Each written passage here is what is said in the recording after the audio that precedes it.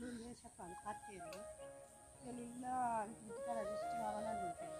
నేను రెస్ట్ ఉన్న బిడ్డ చెప్పు టమాటా తోట మొత్తం కలిసి వచ్చిన గడ్డలోకి అయితే నీళ్ళు ఇవ్వాలి. ఆదివారం కలుస్తాను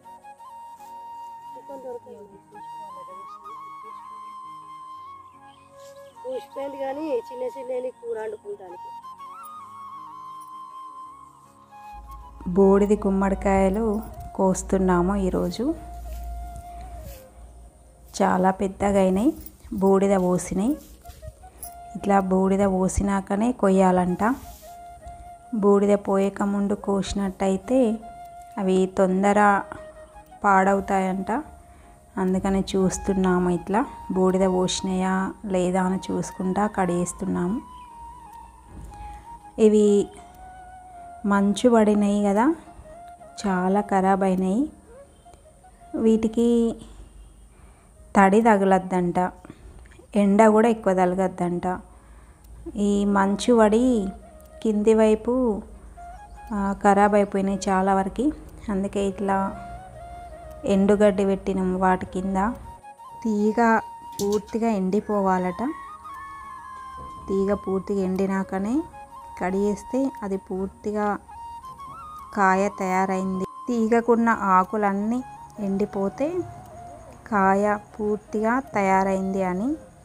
అందుకే తీగకున్న ఆకులు మొత్తం ఎండినాక కోస్తున్నాము. చూడండి, ఇట్లా ఎండిపోవాలి. ఇట్లా తీగ కొంచెం ఉంచినాం, ఒక 3 ఇంచులు ఉంచి కడిగేస్తాము దాన్ని. చూడండి, పూర్తిగా ఎండిపోయింది అది తీగ. ఇంతకుముందు కొన్ని కడిగేసాము, ఈరోజు కొన్ని వేస్తున్నాము. ప్రొద్దుటే వచ్చాము, ఇప్పుడు 7:30 అవుతుంది, 7:30 అవుతుంది మార్నింగ్. ప్రొద్దుటే వచ్చి కడిగిస్తున్నాము, ఎందుకంటే ఎండలు చాలా అయినాయి కదా. ఇది ఫిబ్రవరి 2nd వీక్, ఎండ చాలా కొడుతుంది మధ్యాహ్నం. అందుకే ప్రొద్దున్నే వచ్చి కడిగిస్తున్నాము. వచ్చినాక అడిగి పోద్దాం. ఇప్పుడు మీది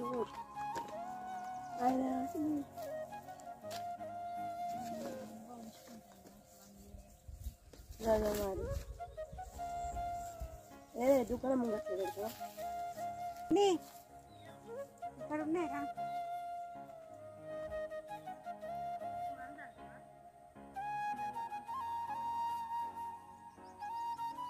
ఇప్పుడు చాలామంది ఈ బూడిద గుమ్మడికాయ జ్యూస్ తాగుతున్నారు.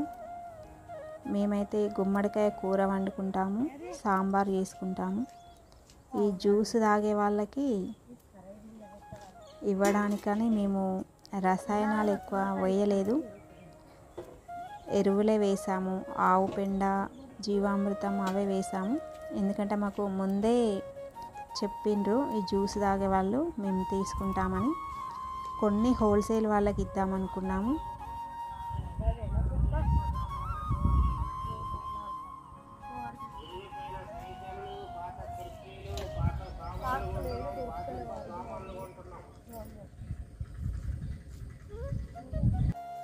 ఇనుప సామాను కొనే వాళ్ళు వచ్చిండ్రు.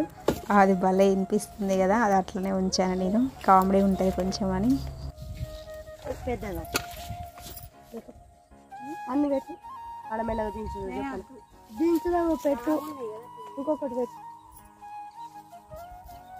ఇంత పిల్ల పిచ్చుకన బరువు లేవురా, దించుదు వాడ పెట్టు పెట్టు. అవసరమైతే పెద్ద 2 వాటి. మా పిన్నేమో తట్టల నిండారుగా పెట్టేసే కాయలు అంటుంది. నేనేమో అవి బరువు అయితే ఏమో తనకి వద్దు అంటున్నాను.